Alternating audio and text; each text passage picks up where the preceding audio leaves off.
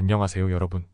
오늘의 흥미로운 기사 내용은 미국인들은 주식에 대해 정말 강세를 보인다. 그리고 카말라 해리스의 정치적 행운 언제까지 이어질까? 에 관한 것입니다. 우선 좋아요 버튼을 누르고 채널 구독 및 알림 설정도 잊지 마세요. 여러분의 관심과 지지가 저희에게 큰 힘이 됩니다.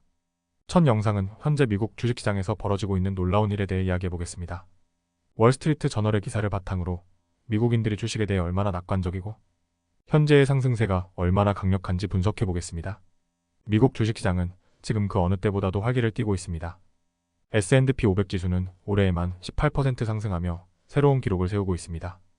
주식시장의 이러한 상승세는 많은 미국인의 재산을 크게 불렸습니다. 퍼델러티 인베스트먼츠에 따르면 401k 은퇴 계좌에 $1,000,000 이상을 보유한 사람이 전년 대비 31% 증가해 약 49만 7천 명에 달한다고 합니다. 미국인들이 주식시장에 대해 이렇게 긍정적인 반응을 보이는 이유는 무엇일까요? 최근 미국 가계의 금융자산 중 주식이 차지하는 비중은 약 42%로 이는 1952년 이후 가장 높은 수치입니다. 이처럼 많은 사람들이 주식에 투자하고 있고 그로 인해 상당한 수익을 보고 있습니다. 예를 들어 스티브 이스리지라는 한 투자자는 내 401k 계좌를 보고 있는데 정말 신의 선물 같아요 라고 소셜미디어에 올렸습니다. 그는 최근 승진 후 더 많은 현금을 주식시장에 투자했고 그 결과로 상당한 수익을 얻었습니다. 그러나 모든 투자자들이 주식시장의 밝은 면만 보고 있는 것은 아닙니다. 몇몇 전문가들은 9월이 주식시장에서 가장 변동이 심한 달 중 하나로 대선을 둘러싼 불확실성으로 인해 시장이 흔들릴 가능성을 경고하고 있습니다.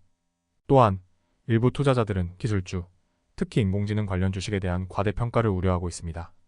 예를 들어 엔비디아의 최근 실적 발표는 기대치를 뛰어넘었지만 그 다음날 주가는 오히려 하락했습니다. 이는 시장이 이미 높은 기대치를 반영하고 있음을 보여줍니다.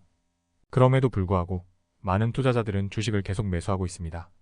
미국 주식 펀드는 8주 연속으로 자금이 유입되었으며 소규모 기업을 추적하는 펀드는 특히 밝은 전망을 보이고 있습니다. 이는 경제가 순조롭게 돌아가고 있다는 신호로 해석될 수 있습니다. 전문 투자자들 역시 이 상승세에 동참하고 있습니다. 자산 관리자들의 S&P 500 선물에 대한 순강세 베팅은 2020년 이후 최고 수준으로 유지되고 있습니다. 한 자산관리 회사의 대표는 우리는 강세이며 지금이 투자하기 좋은 때라고 고객들에게 말하고 있습니다. 라고 전했습니다. 결국 주식시장은 항상 변동성이 있으며 그에 따른 리스크도 존재합니다.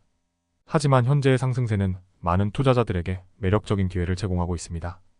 여러분도 투자에 관심이 있다면 이러한 흐름을 잘 분석해보고 신중한 결정을 내리시길 바랍니다. 다음 영상은 미국 정치에서 현재 큰 주목을 받고 있는 두 인물 카말라 해리스 부통령과 도널드 트럼프 전 대통령에 대해 이야기해보겠습니다. 월스트리트 저널의 최근 기사를 바탕으로 해리스 부통령이 얼마나 운이 좋았는지 그리고 앞으로 그녀의 운이 언제까지 지속될지 분석해보겠습니다. 지금까지의 대선 캠페인에서 전 대통령 도널드 트럼프는 여러 법적 문제와 논란에도 불구하고 마치 불운을 피하는 듯한 모습을 보여왔습니다. 하지만 바이든 대통령이 재선 출마를 포기하면서 카말라 해리스 부통령이 운이 좋은 후보로 떠오르게 되었습니다.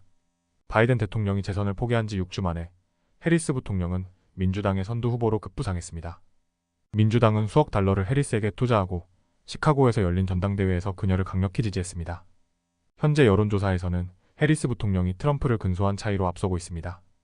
해리스 부통령이 현재까지 운이 좋았던 이유는 무엇일까요?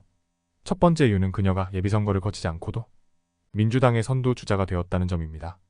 이로 인해 다른 후보들과의 치열한 경쟁 없이 빠르게 선두로 올라설 수 있었습니다. 그러나 이제부터가 진정한 시험대입니다. 9월 10일에 있을 첫 대선 토론에서 그녀는 자신의 정책과 입장에 대해 많은 비판을 받을 것입니다. 기후변화와 이민 문제에 대한 그녀의 변화된 입장은 특히 논란의 대상이 될 가능성이 큽니다. 해리스 부통령에게 또 다른 도전은 중동에서의 혼란입니다. 최근 이스라엘과 하마스 간의 갈등이 격화되면서 미국 이스라엘 인질 사건이 발생했습니다.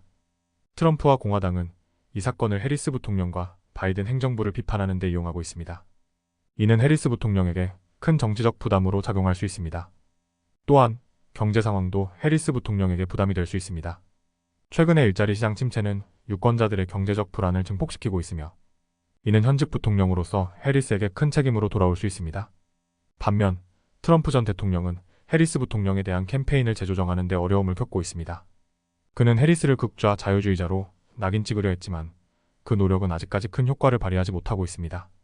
트럼프는 소셜미디어에서 해리스에 대한 개인적인 공격을 많이 하고 있지만 이는 오히려 역효과를 낳을 수 있습니다. 다가오는 토론에서 트럼프는 자신의 비전에 대해 압박을 받을 것이며 특히 여성 유권자들의 표심을 잡는 데 어려움을 겪을 수 있습니다. 해리스 부통령은 바이든의 2020년 승리 연합을 재건하기 위해 노력하고 있으며 낙태권 문제에서 특히 강한 입장을 보이고 있습니다. 결국 해리스 부통령의 정치적 행운은 언제까지 지속될지 아무도 알 수 없습니다. 하지만 분명한 것은 그녀가 앞으로 직면할 도전 과제들이 결코 만만치 않다는 것입니다. 트럼프 전 대통령 역시 해리스에 대한 공격 전략을 재조정해야 할 필요성이 커지고 있습니다. 오늘은 여기까지입니다. 다음 영상에서 더 유익하고 흥미로운 내용으로 찾아뵙겠습니다. 이 영상은 투자 의견이 아닙니다. 매우 감사합니다.